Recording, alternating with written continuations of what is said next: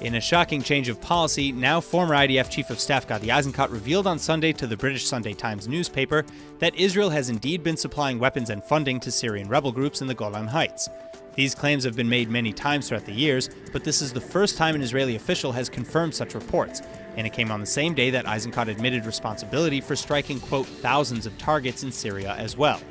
Until now, Israel has only ever discussed humanitarian aid shipments and programs like Operation Good Neighbor.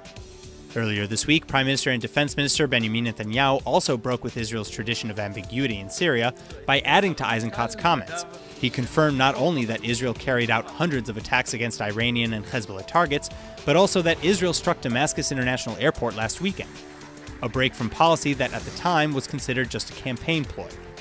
In his interview with the British Sunday Times, however, Eisenkot continued that the weapons shipments to rebel groups consisted of light munitions for self-defense, while a September report by Foreign Policy magazine quoted alleged Syrian rebel leaders and soldiers as saying Israel was arming and funding at least a dozen different groups to prevent Iranian and Iranian proxy forces from advancing southward. In fact, Foreign Policy wrote that Israel transferred assault rifles, machine guns, mortar launchers, vehicles, and more.